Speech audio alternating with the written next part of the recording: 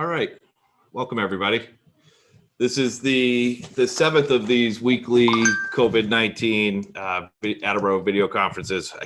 Wow, seven weeks already. Thank you, everybody, for joining us. It's great to see everybody. On the call today, we have Josh Kraft joining us from the New England Patriots Foundation. Mayor Haro may join us. State Senator Paul Feeney's on, State Rep Jim Hawkins, Robin McDonald, the CEO of the Attleboro YMCA is with us. Marcia Szymanski from New Hope is with us.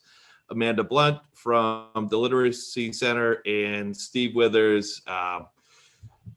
This is with us, the chairperson of the school committee and the partner running this. Steve, I can't believe we've been doing this for 7 weeks now, but hopefully it's not 7 more. Right. Thank you all for joining us, and we'll start things off with Josh Kraft that I asked to join us to say thank you on behalf of the Kraft Foundation to local firefighters and to talk a little bit about what the New England Patriots Foundation is doing. So welcome, Josh. Hold on 1 second. Thank you, everyone, for the invitation to be here. Attleboro is a neighboring town to Foxborough, so we appreciate it. And most importantly, in these unprecedented times, we thank, on behalf of myself, my dad, my brothers, everybody involved with the Kraft Group, the Patriots, the Revolution, everything. We just want to extend our most heartfelt, sincere, genuine thanks to all the healthcare workers, first responders, and essential workers who are out there, really our lifelines on so many levels, keeping the state moving, keeping us fed, keeping us safe, and most importantly, dealing firsthand with the virus, a horrible pandemic virus, and putting themselves at risk every day for our benefit. And there's no greater thing in the world than that. So we're just all so thankful, so grateful, and humbled by all those folks. Thank you so much, Josh. It's funny. It seems like every other day there's something amazing coming out of the New England Patriots Foundation, whether it's the flight with the PPE being flown over from China, or setting up the first responders treatment facility right there at Gillette, to the New York Post, the front page of the New York Post thanking the Patriots was pretty phenomenal. Yeah. Yeah. Can you talk about some other things that you have going on? Well, yeah, we all, I'm sure everyone know, as you mentioned, Todd, the flight with the masks and bringing some to New York. We had actually coordinated before even that flight and the 300 to New York. There was another 100,000. We were able to get to Columbia Presbyterian Hospital in the city a week or so before. But, it's hard to talk about it. We don't want to be, we all know it's the healthcare workers, first responders, essential workers who are making things happen.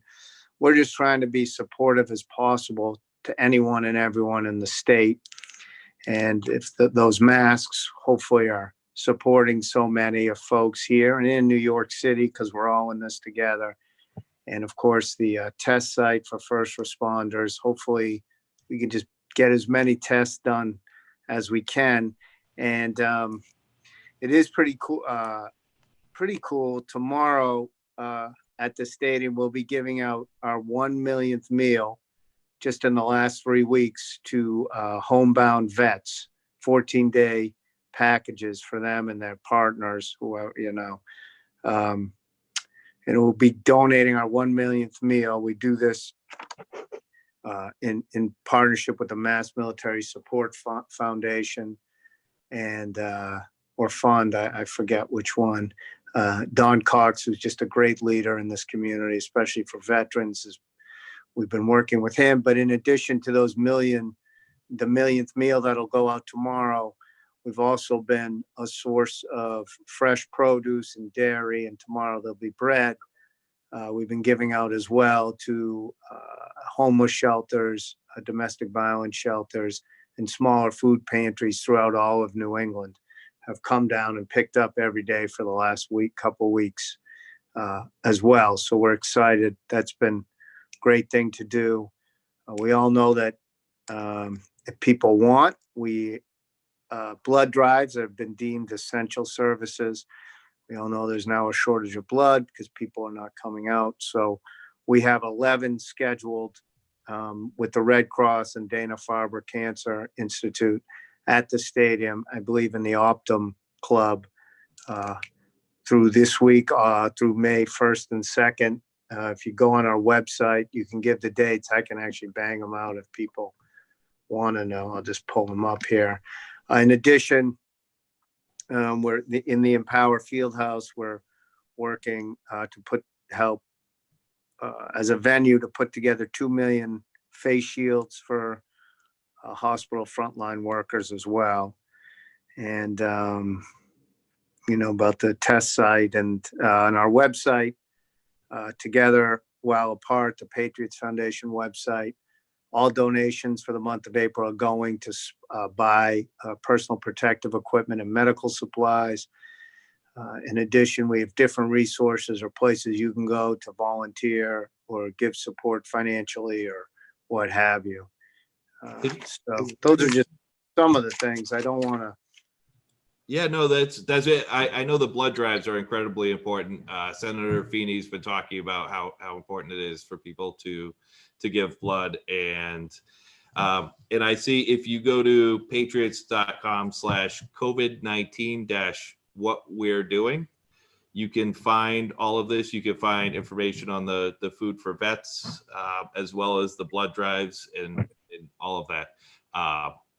That's incredible. It's incredible the things coming out of that organization. Thank you, Josh. Well, thank you for having me. One of the things I wanted to mention briefly is, as a veteran of Iraq and Afghanistan, I've always appreciated how supportive the Kraft organization was or it continues to be, of veterans, and seeing you guys hold up the healthcare workers and first responders in such esteem and treating them like the heroes they are now. I really appreciate it and appreciate your leadership within the community. So thank you so much, Josh. Thank you, Todd. Thank you for your service. And we're all privileged, obviously, especially in these unprecedented times, and to lead. This is the greatest place in the world to live because we can do everything from walk through a park unbothered, tailgate before concerts and football games. And it's because of the life, liberty, and the pursuit of happiness that veterans like you defend, and our first line responders keep us safe to do. So it's easy for us to do it because it makes our way of life so much easier. So on behalf of all of us, thank you and thank everybody. And it's great you do these calls and keep community communication, because it's through community that all of us can get stronger. Outstanding. Thank you so much. Thank you. I know you're super busy, so if you want to jump off, we're going to move on, but feel free to stay if you like. But thank you so much for joining us. Thank you. I'm going to jump off, but I appreciate it. And again, wish everybody and their families and everyone in Attleboro great health and safety, and look forward to seeing everybody sooner rather than later. Absolutely. Thank you. Bye-bye. All right. Next up, we have Senator Paul Feeney.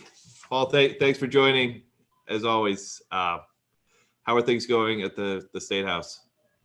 I tell you, Councilman, when we started doing this 7 weeks ago, there was a lot of questions and uncertainty, and I think we were trying to figure out, just kind of day to day what the plan was and what was going on. And I thought it was a great idea at the time to keep people updated on a rapidly escalating situation. Never thought that would be here, and I guess we just didn't let ourselves think that we'd be here 7 weeks later. kind of moving through still this phase, and then hopefully onto a recovery phase at some point. But I appreciate again what you and what Steve and others are doing to pull this together. And to the people from Attleboro, I know you get a lot of engagement on the Facebook page and through AACS, and just to get the word out and kind of have a conversation and let people, see some other adults that, aren't necessarily their family members that they're living with, or their kids that are, running around the house on a daily basis. So these conversations are great. And I appreciate you doing this. I just want to take a couple of minutes and obviously talk about the urgency of the situation. For the last few weeks, we've been talking about a lot of different issues and what the mitigation looks like and what the economic recovery looks like. I will say that we are in the much publicized and talked about surge right now. We are in a situation where the models and projections are suggesting is the peak. Again, these are just models and projections. So we're watching the data closely. Todd, I know that you have put together a shared spreadsheet and have been doing all sorts of analysis that I think is right on. So we're all trying to pay attention to that and really figure out where we are in this process. By all accounts, we are at the peak. We are in a position now where we are at the surge and monitoring closely what the resources are in each healthcare facility. I haven't seen the numbers today. I know they're out. I was doing some other work this afternoon, but the last 2 days prior to that, we've seen alarming numbers of infections and as well as those that were critically ill and unfortunately people that have passed away. The entire time that we've been talking about this, and we've been talking about the need to flatten the curve, it is for one specific for many reasons, but for one overwhelming reason, which was to make sure that we didn't get to a place where the demand far exceeded the resources that were available in our healthcare system. That has been the goal of the governor and the administration and certainly the legislature and decision makers across the country, to get to a place through mitigation and the stay-at-home stuff that we've been doing to ensure that we don't get to a place where decisions need to be made about how to allocate life-saving resources in our hospitals. I reported last week that we had a conversation with Sturdy and some of our other regional hospitals in the area, and they've done a great job in not only preparing for this surge, but having a plan B, a plan C, and a plan D right down the line, just in case we got to a point where critical care assessments needed to be made. So we're there. We're at a point where it's manageable. Certainly, some of the other facilities that were brought online through folks in the National Guard and our building trades unions that put so much work together to build Boston Hope Hospital and other places across the Commonwealth are vital to make sure that we have the necessary beds and ICU units and then step-down units. So that's where we're at on a public health standpoint. We continue to focus on that. These are critical weeks to get through. From a public health standpoint, we want to make sure that we don't take our eye off the ball there. Additionally, though, we know, and I've been talking about it for a while now, that the mitigation efforts that we've had to employ, closing schools, closing restaurants, closing bars, closing non-essential businesses, although I think all businesses are essential, but we need to make sure that we prioritize those that in business. But all those different efforts that we have undergone so that we can flatten that curve and manage this public health crisis have an economic impact as well. They have an economic impact to our business owners. They have an economic impact to our state and to our municipalities and to individuals, to working class people that for far too long have just been one pink slip away from poverty. And now we've seen that. Now we've seen that with the loss of a job or even the reduction in wages, some people that have had to work 2 and 3 jobs, especially in the hospitality sector, that now don't have the opportunity to do that. They're calling us looking for unemployment. If they don't get unemployment, then they're calling looking for SNAP benefits, sometimes both. Many of them feel like they're in jeopardy of living in their car or having to go to a shelter. There's a lot of pain out there. We know that. So one of the things that we've tried to do is to manage the as well, as well as we're doing with the public health crisis.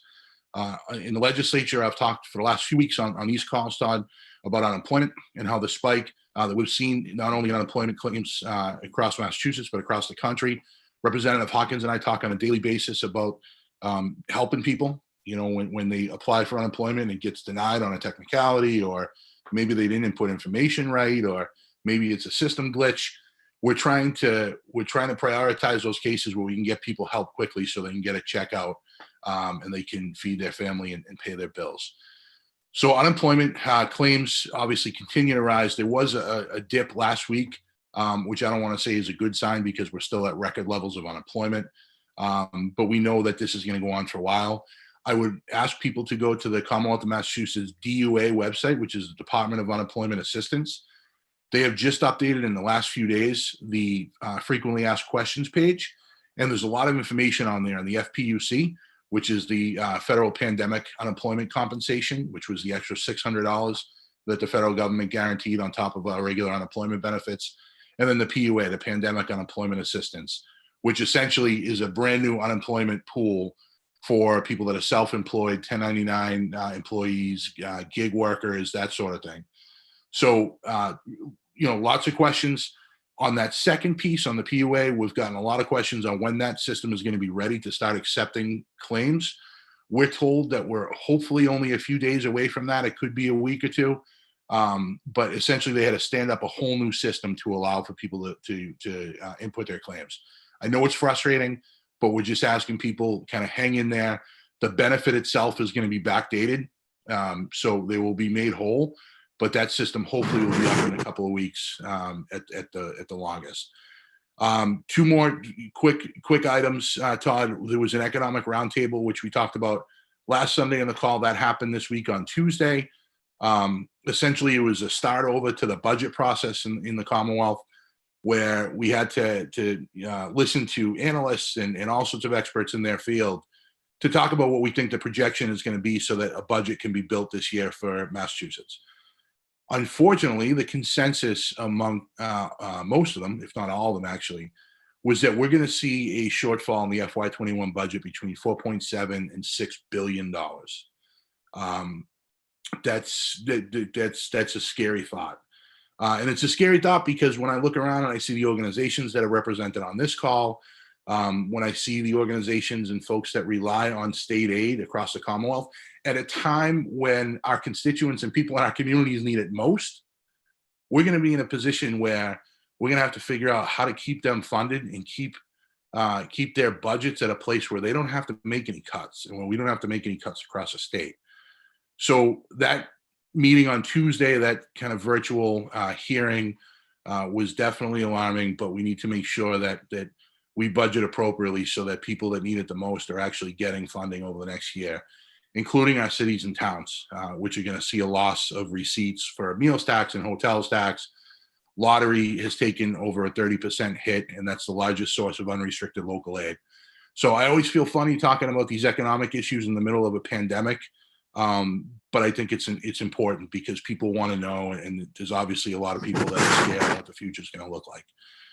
Finally, just as an addendum to that, we were able to pass a bill that I spoke about last week, the Housing Stability Bill, which is basically a ban on evictions and foreclosures during the pandemic.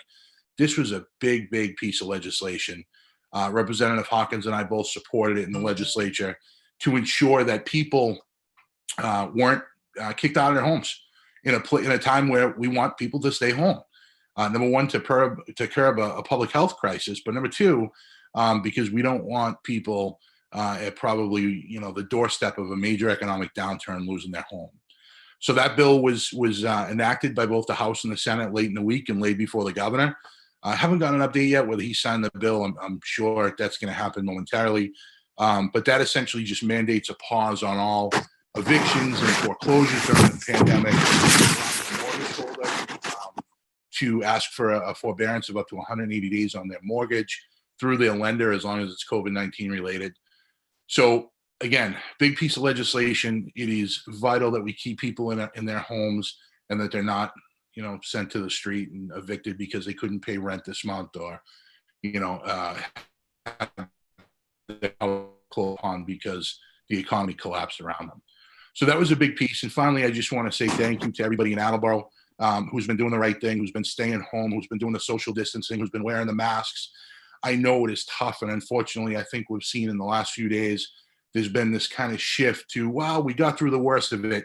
Let's loosen up and get out into the streets and start, talking with our neighbors yet. Let's open up the schools right away. I am very fearful based on what I hear from the public health experts that there is a real possibility that if we do that, we will see another spike in infection rates and critically ill patients. It's not the time to do that. We still have to be careful. Trust me, as legislators, we're on the phone every single day trying to devise a plan on how we will start to get back to some normalcy, to start reopening certain businesses in our normal lives again. But we are just not at that point right now. This is too important of a time. And I think right now is a critical moment for all of us to realize that it's not just about us. It's not just about ourselves. It's about all those other people in our community that we want to protect. And so many in Attleboro have been doing that. And I can't tell you how many, Todd, you and I and others on this call that were at that food bank. And I know we're going to do that again to solicit food donations and monetary donations for our local food pantries. People are stepping up and they're doing the right thing for others. We just need to continue to do that over these coming weeks ahead. I know it is difficult, but we will get through this and we will persist through all this adversity because that's who we are as people. So thanks again, Todd, and I appreciate the opportunity to be on. Outstanding. I just have two quick questions. So you mentioned we're at the peak right now, and can you reiterate, are there any hospitals that you're aware of that are being sort of overrun and are completely out of what they need, ICU beds and whatnot? Are we seeing that at all throughout the state? Yeah, so the command center monitors that on a daily basis, on an hour-by-hour basis. And they're doing constant check-ins with the Mass Hospitals Association, trying to figure out if there's a place where maybe there's a hotspot in one particular hospital is being overwhelmed. Can we shift resources or equipment? We haven't seen that. I think the planning up till this point, and again, great job by the governor and his administration and Secretary Sutters and the command center. They've been able to manage that. We are critically close. There are many hospitals that are almost at that breaking point, but they've been able to manage it so far. And it looks like, if we flatten the curve out right now, then we'll be able to get through it. But again, the fear is that, if everything opens back up, all of a sudden we'll see another spike and we will get, past that line of resources that we can provide for care in certain regions of the state. So everybody needs to continue to with their social distancing and all of that. Now is absolutely not the time to let up. Now is not the time. I've made a rule in my career that I don't quote Facebook memes as a state senator. But I'll tell you, I saw one yesterday that just grabbed me, and it said, opening up the economy right now and going back to our normal lives is akin to getting halfway out of an airplane, halfway down to the ground and saying, hey, this parachute worked great so far. Let's just get rid of it and see what happens. This is the time that we should double down on what we're doing, and let's get through the next couple of weeks before we get to a point where we can go back to normal. Outstanding. Thank you, Senator Feeney. State Rep Jim Hawkins, how's everything? And thank you so much for joining. Well, thank you, Todd. This is amazing. I didn't even think about this. This is the 7th one of these that you and Steve Withers, and I know Senator Feeney's been with us, and everyone.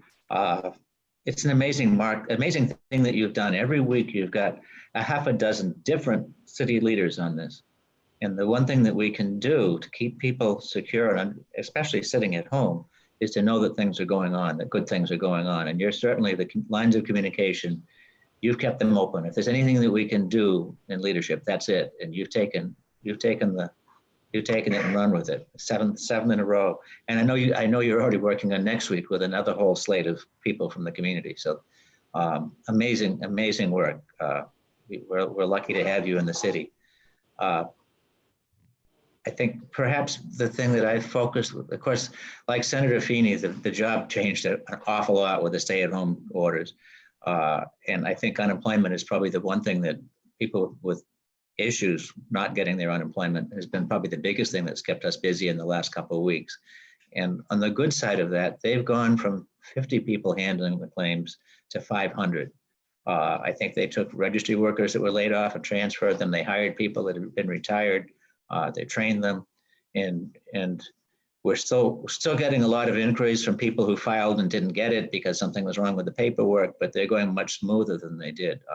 Unemployment has done a great job standing up to the increased demand.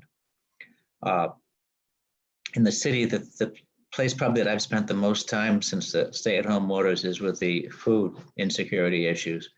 And I think that highlights what Robin and Amanda are going to talk about later, is the Stronger Together Attleboro Fund.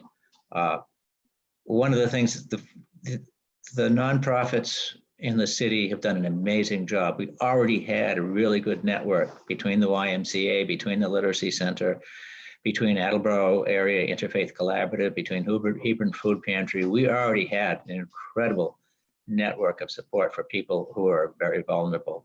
And they've stepped up to the challenge. Food's being delivered outside, food's still available.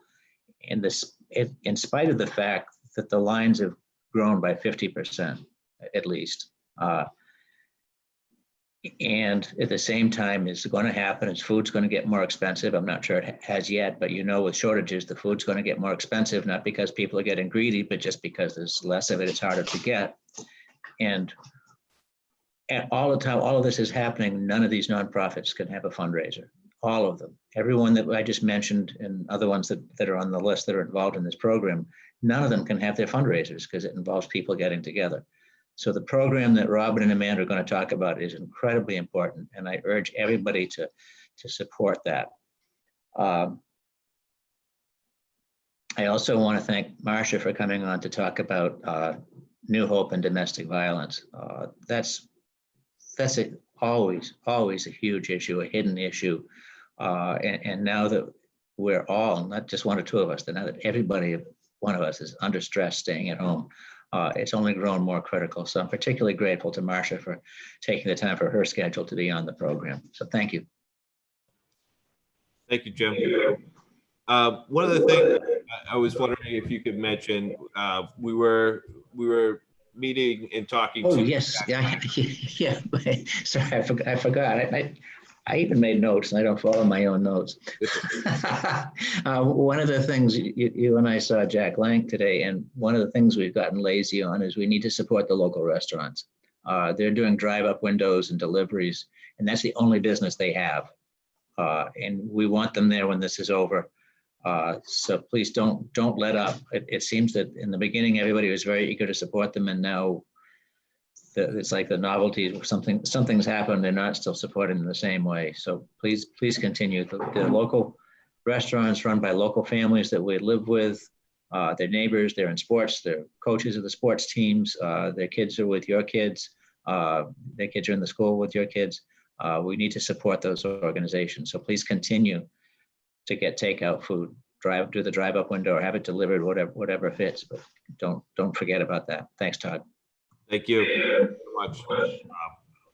And yeah, it was surprising to me. It makes sense that the newness is worn off a little bit, so we can't forget the local restaurants and ordering takeout. Thank you so much, Jim. Next up, we have Robin McDonald, the CEO of the Attleboro YMCA, to talk about the Stronger Together Fund and what's going on there. Thank you so much for joining us, Robin. Well, thanks, Todd. Thanks for having me, and certainly thanks for putting this together. You know, listening to Josh Kraft, one of the things that struck me is consistently across communities, across organizations, how organizations who, run football teams, and in our case, an organization that supports healthy living, how folks pivot their resources in a way that changes what they have been doing day in and day out to respond to emerging needs in the community. And really, I think that's one of the things consistently that's been most amazing to me is how folks have pivoted redeployed resources, redeployed staff, whether it's having folks that have never, I heard Representative Hawkins say, folks, who work in the registry and now they're helping in unemployment. When does that ever happen, right? So, we're all learning. We're all doing some things maybe that are not the core work that we've done day in and day out, but we're doing it. We're doing it to the very best of our ability, and we're doing it because the need is there. And that really speaks to the Greater Attleboro Stronger Together Fund. This is really a grassroots effort that really, if I would tell you a couple different points over the last month that has led to this, I heard from Mim Fawcett from the Attleboro Arts Museum say, I haven't been able to run my fundraiser, our flower show, and maybe in the fall when we can all have some events, maybe we'll have one big event rather than all the small events that we've had. And then after that comment was made, I reached out to probably 10 nonprofits that the Y works regularly with and said, hey, I'd be willing to put a request into the Balfour Foundation, a foundation that supports Attleboro and has supported Attleboro for decades, and ask for a gift on behalf of all the nonprofits. Folks said, yeah, that's a great idea. Let's reach out and do that. And then the mayor reached out and said, Robin, if that's happening, maybe we could do something broader. And, the city maybe isn't the best organization. Would you work with some local nonprofits and put something together? Amanda Blount, who I've had the pleasure of working with for several years, stepped right up along with many others to say, let's work together. Let's put together a collective fundraiser that will do really two very specific things. One, support the nonprofits that are in the Greater Attleboro area, whether it's events that we haven't not had, whether it's membership revenue if you're the Y, or certainly we're not teaching swimming lessons and programs and activities that normally we would offer that would generate revenue. Those things aren't happening. And so how do we keep our doors open? How do we keep our lights on? How do we, pay for the heat? Because whether our folks are coming or not for programs, those things, those expenses, just like a home, those things go on.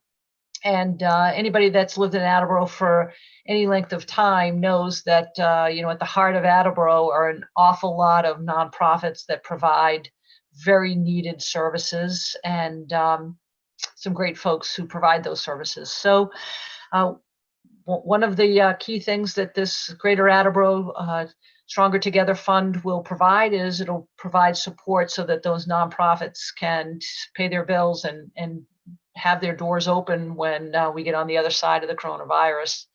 Certainly, the other thing that's happening is many of these nonprofits are pivoting resources and providing services that they may not have provided before.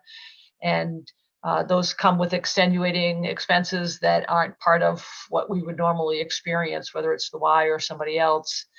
We've had I think both the pleasure as well as the challenge of providing childcare, emergency childcare for first responders. We've been honored to do that, but it also creates expenses that we haven't had to bear, and we do that as a free service to first responders and essential workers. And we've been really fortunate at the Y to have some great staff who have stepped in and provided that service. So part of the fund is going to help make sure that these nonprofits continue the services that are going on right now, and make sure that our doors are open on the other side of this coronavirus. The other thing that y'all know is that there's folks who have needs that aren't met by state or federal benefits. They need mortgage assistance, rent assistance, food assistance. They can't afford to pick up their prescription. So these types of expenses will also be supported by the Greater Attleboro Stronger Together Fund, and we'll be able to provide some assistance so that folks that need some help with their mortgage or their rent will be able to access that help. Todd, if you want to pull up the website, I know you have access to that. Folks who want more information about the Stronger Together Fund, there it is. We had some great people working together. So stronger together. You gotta love the muscle and the heart in Attleboro. So Stronger Together Fund. If you go on this website, you can find out how to donate. Yeah, you can click those buttons. You can get help. And if you go to the part that says nonprofits supported by Stronger Together, you'll see that something that I think we're all very proud of. We have over 26 nonprofits. You can scroll down, you can see the Literacy Center, the Interfaith Collaborative, the Y in Attleboro, the Arts Museum, the West Side Benevolent in Mansfield, MMS in Mansfield, Friends of the Library, the Triborough Theater, Our Daily Bread, the Hebron Food Pantry, the Hawkeye, St. Vincent de Paul in both Attleboro and Norton, New Hope, which I know Marcia is here to speak a little bit about, Amigo, the Salvation Army, CCBC, Community Counseling, the National Black Doll Museum of History and Culture, the ARC, the Council for Children, Lenore's Pantry, Community Gardens, the Attleboro Housing Associates, Community VNA, Cupboard of Kindness, Food Pantry. I think Irma Brombeck once put an article in the paper that talked a little bit about, what would the world look like without volunteers? And very similarly, what would our world look like without organizations like the 26 that you just scrolled through, providing the types of services to support those folks that are most vulnerable in our community. And I say pretty much day in and day out with this type of crisis, I consider myself very lucky to be on the side of providing service. And I'd be a very gracious person if I was living in Attleboro and in need, to know that there's an awful lot of folks that are just standing ready to help and to support, whether it's the Y or any of the other organizations. So I'm sure that Amanda and Masha can speak some more about some of the specific services, but I really hope that folks that are tuned in tonight, that you'll consider going to Greater Attleboro Stronger Together, that you'll consider donating. We're going to launch this fund tomorrow, and we're going to raise $1.5 million to support our friends in our community and make the impact that needs to be made. So. That's amazing, Robin. And I've been blown away by how much all the nonprofit organizations throughout the city and the surrounding area have stepped up during all of this. I appreciate it. All right, next up we have Amanda Blunt from the Literacy Center. Amanda?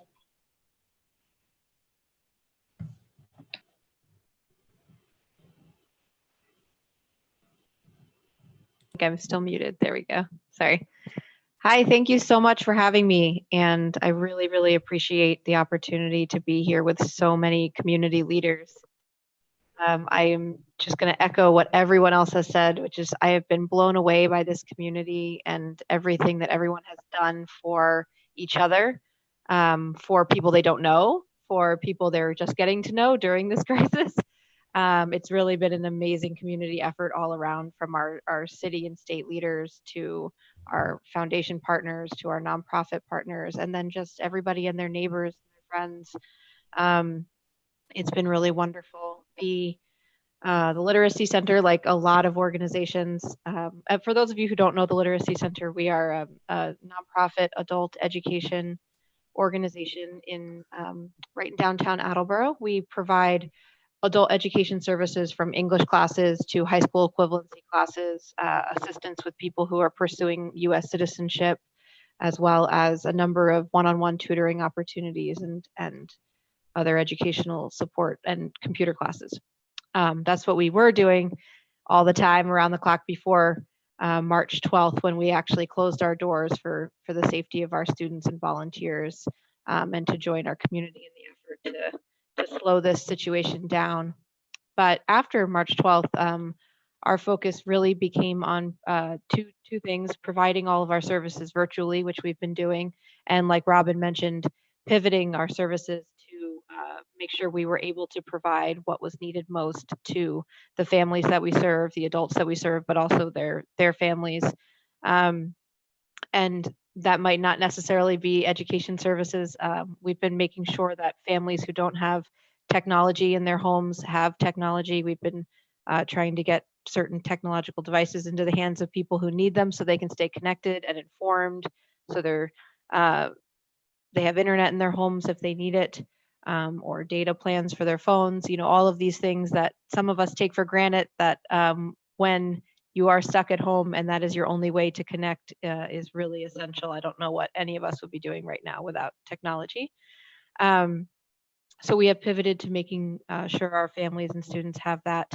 And we've been partnering really closely to see how we can support our other nonprofits. In fact, as many people know, our students come from many, many countries. They represent 54 different countries, and we couldn't have been more happy for that.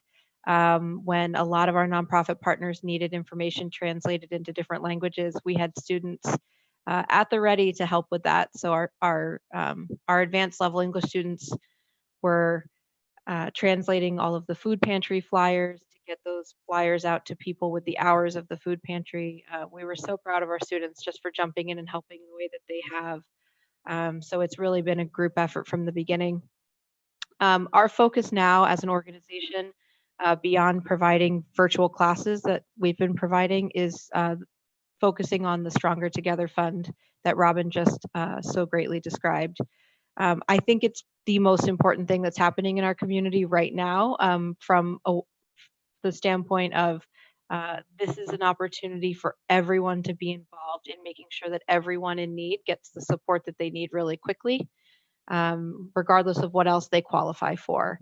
I know I'm looking at the calendar every day, thinking about some of the families we serve and thinking about the rent being due in 10 days and how many of them are out of work, how many of them qualify for some assistance but haven't necessarily been able to receive it yet, and some who do not qualify for certain assistance. So there's a very broad range of people, as have been mentioned by everyone here this evening, that are in need of support and all different kinds of support.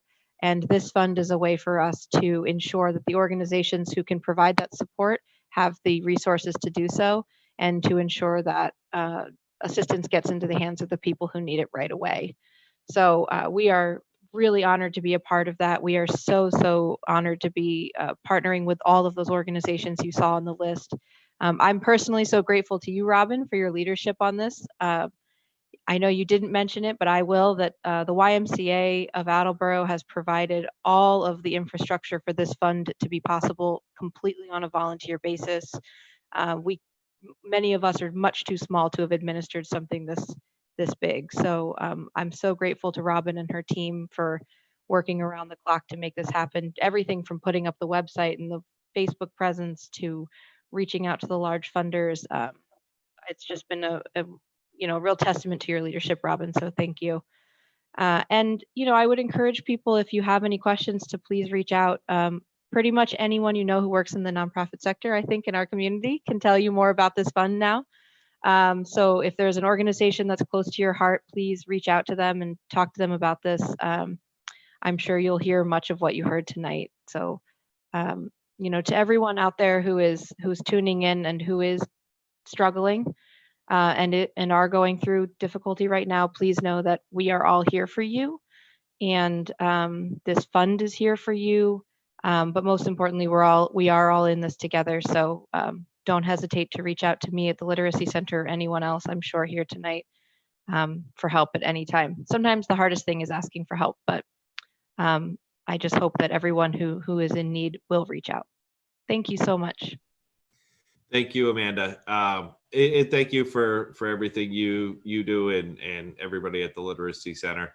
And thank you for encouraging people that if they need help to reach out, because a lot of this is asking for donations to the Stronger Together Fund, but also you can't stress enough that this is an unprecedented time. And if somebody needs help, just ask. There's a lot of people that are looking for ways to help. So yeah, thank you for bringing that up. Next, we have Marcia Zavansky from New Hope. Marcia, thank you so much for joining us. And one of the things, it's so important that you are here today. One of the things that was mentioned last week, we had Chief Hegney on, and he mentioned the The amount of calls that he's receiving for domestic violence has increased by, I think, 40%, 40 something percent. What are you seeing? Well, first, thanks, Todd, for having us, for doing this, you and Steve, and it's great to be with everyone, and thanks for inviting me. We are seeing just tremendous fear. We're seeing a lot of people who are just experiencing even more trauma and anxiety attacks. Imagine that now you're isolated with your abuser 24/7. It's really, initially we were not getting as many calls on our hotline, but now the calls are starting to come back up. We had lots of calls and a lot of folks accessing services last week. I do want to say that, like the Literacy Center, we've gone to pretty much remote services except for our shelters. And we've had to likewise get people technology. Some of our own staff didn't even have internet at their homes. So we've done a lot to kind of gear up to provide remote services. So we now can offer services, counseling and advocacy, either through a web chat, through one-on-one video chat on not Zoom, but a HIPAA compliant app that we're using, and then obviously telephones. But we're really concerned because we are working with more high-risk clients now. I mean, basically abusers, are controlling everything. So a survivor may not be able to have access to their health insurance. They may not be able to have access to masks or cleaning supplies. Obviously with the children home, the children are witnessing more violence, more stress at home. A lot of our survivors are saying that their significant others have lost jobs. So there's the increased financial stress in the families. Likewise, we've also pivoted to trying to provide gift cards to people, food, diapers, baby supplies, anything that we think they need. We've been also trying to supply to the clients we see. And the other thing that's of a real concern to me is that we have not had, since we've gone into this sort of quote unquote lockdown, we have not had one sexual assault call from the local hospitals. And we know it's not because sexual assault is not happening. And I was on a statewide call with our partners across the state, and apparently there's been very few sexual assault calls to local hospitals. So it's a trend that's happening statewide. So if there's anyone out there, I do want to say, if there's anyone out there that's struggling with sexual assault, has been a victim, please call our hotline. I know people are feeling like they can't go to the hospitals because of all the stuff going on with COVID-19, but I'm really concerned about what's happening, particularly around sexual assault survivors. What's the number for the hotline? Yeah, go ahead, Todd. I'm sorry. What's the number for the hotline? Oh, I'm sorry. It's 1-800-323-4673. And yeah, anyone out there struggling with any form of abuse, but I'm particularly worried because, again, we know it's not that there's not sexual assault happening, but apparently people are just either not able to call, or they're just afraid to pick up the phone and call. So it's a real concern that's come up in the last week or so. So it's very difficult. We are already at capacity. So I'm really concerned that when this ends, we're going to just be slammed for people who really need services. So I'm really worried about survivors. And as Amanda said, if there's anyone out there, I just want people to know New Hope is still working. We're still here for you. We're with you. You're not alone. We really reach out, please, in any way that you can. And then also, I also want to thank Robin and Amanda for their leadership on this Stronger Together. I think this is a really important thing that the community is doing, and they've really, both of them have spearheaded this. So I likewise would encourage, if someone is so moved to donate to the fund, please do, because these funds will make a huge difference in the lives of people who are struggling in the Attleboro community right now. And it's just really important. So whatever anyone can do. As Amanda has said, I've worked in the Attleboro community for a long time. Even before I was at New Hope, I worked in the community for many years. And this is an amazing city. It's an amazing community. I'm always so impressed by how much people do and how much people give. And I know there are people out there who want to help. So please reach out and know that we will really be amazingly grateful, if that makes any sense. So that's pretty much it. Thank you for the important work you do, Marcia. Thank you so much. And I know for me personally, as the novelty of all of this wears off, my stress level has been through the roof, and it's challenging. It's challenging for everybody. Do you have suggestions for how exercises people can do to reduce their stress level, or any suggestions for people that are really struggling? Anything like that? I think the important thing is for people to just, try to build in some routine in your day, and then try to figure out what are some things that are going to make you, that are, will keep you, I guess, centered, whether it's breathing, whether it's Robin can speak to the importance of exercise, I'm sure, whatever things give you joy, make sure you're trying to do that. Now that the weather's turning nicer, try to get outside and enjoy the sunshine on your face or whatever. I mean, I worry for people, again, all of the clients we work with, because they don't really have that opportunity. They're so controlled by their abusers. And the thing with Chief Hagney, I mean, it's true. The police in all of the areas we serve have said that the calls have really skyrocketed, and the courts are closed for the most part. People can still get emergency orders, but it's a huge process because they can't get into the courts. And so a lot of it is being done through remote services, and our advocates can't even get into the courts. So we're struggling with trying to support them through the process to get a restraining order. But if people want an order, we can certainly help them. And again, I would encourage anyone who has an order, wants a restraining order or a protection order, to please be in touch with New Hope. And again, the hotline number is 1-800-323-HOPE. Yeah, 4673. Yeah, thank you for putting that up. Yeah, we have a little web chat available on our site.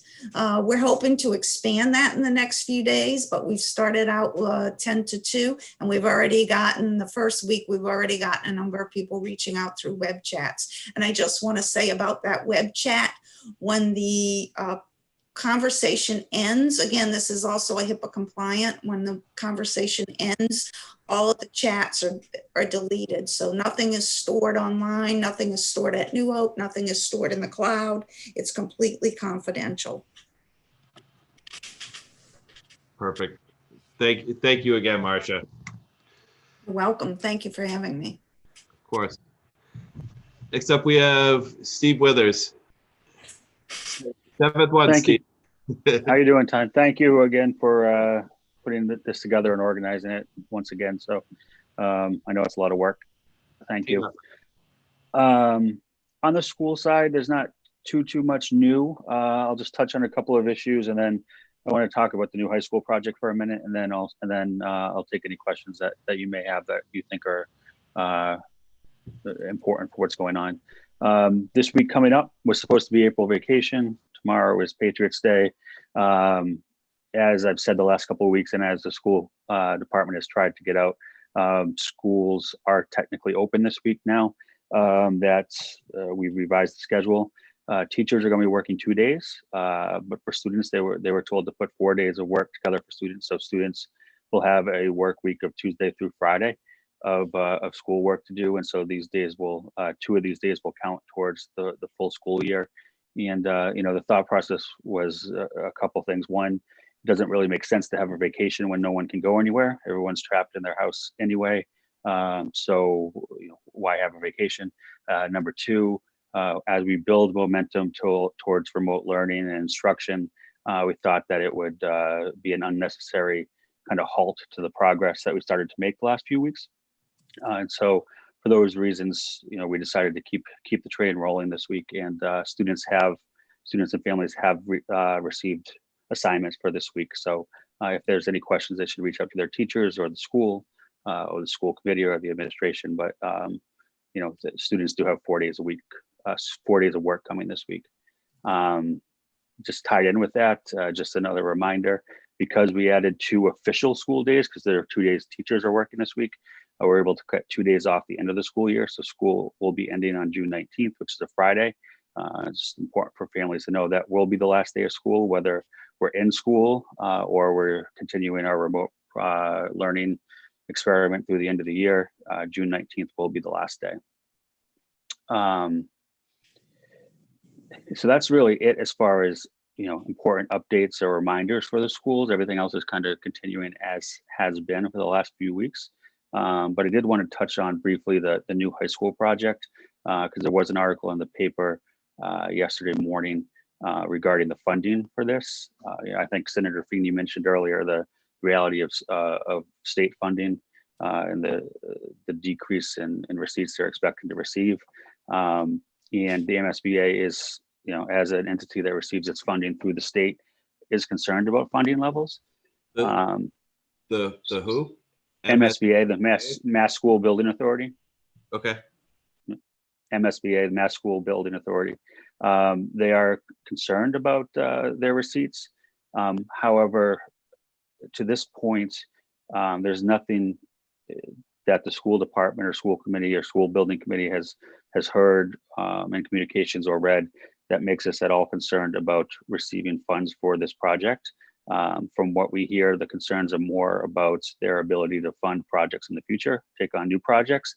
As you know, as you may not know, but the MSBA takes on multiple projects every year in the hundreds of millions of dollars. And so there is concern at the state level about their ability to continue to do this and how much they'll be able to take on. We do not at this point have a concern about the high school project being funded by the state. Everything's fluid, obviously, no one can speak in guarantees, but in our conversations and our reading of the situation, this is more about future projects and not about the high school project that's been passed. So I just wanted to kind of clarify that and put any concerns or tensions at ease, because I know, like many of these things on social media, kind of took on a life of its own yesterday, and people were worried about the city was going to have to foot the whole bill and what that would mean for tax bills. At this point, we don't expect there to be any changes. Perfect. That's incredible. From my reading of all of that in the Attleboro Public School response, my understanding is it's mainly just costs associated with COVID-19 may not be covered. But yeah, that's true. That's a good point, Todd. Thank you. The other thing is that, if there are cost overruns because of delays or increase in costs as a result of COVID-19, the state's not going to cover those. So we've been lucky in Attleboro in that our project is currently ahead of schedule.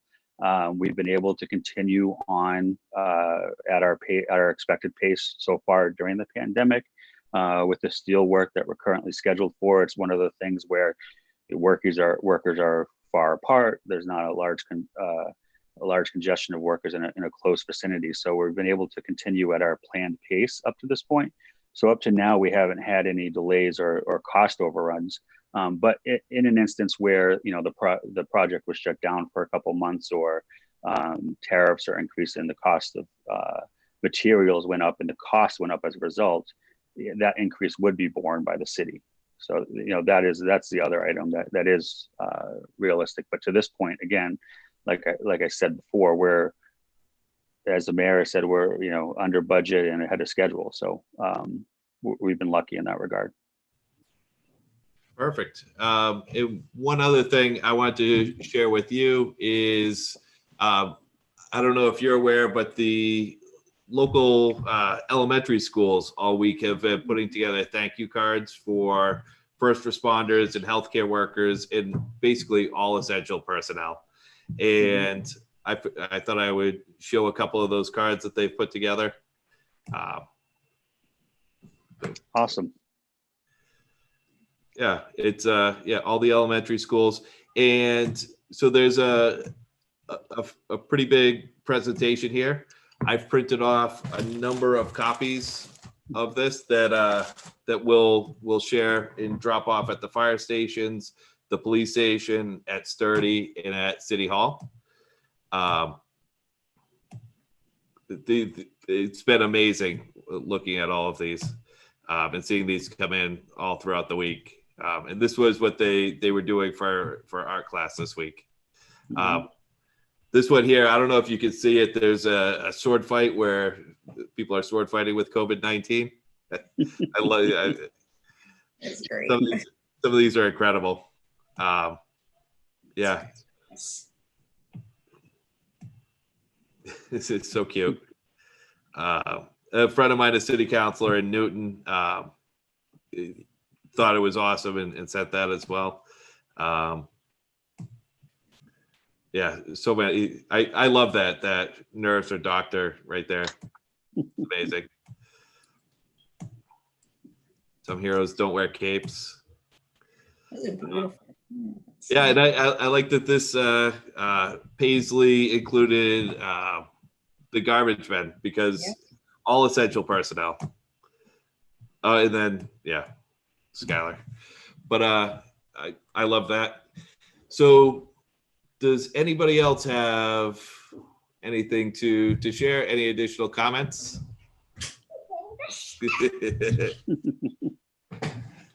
Anything else? So Steve, this is Robin. Hi, Robin.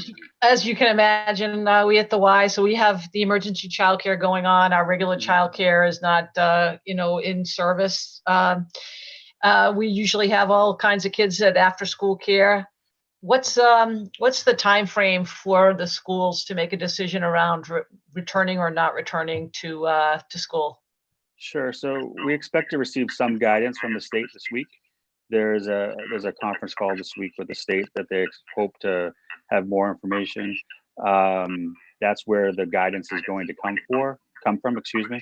And to date, we really haven't got much information other than they're hopeful that we'll be able to reopen sometime this year.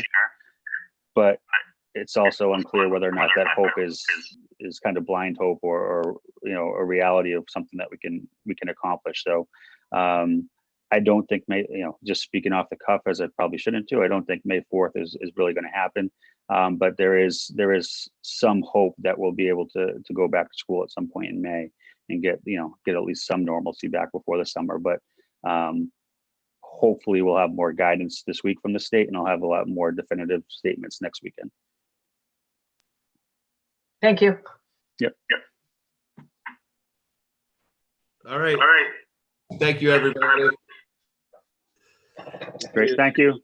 Bye. Thank you, Todd. I really Thank you so appreciate it. much. Thanks, Todd. Thanks to everyone.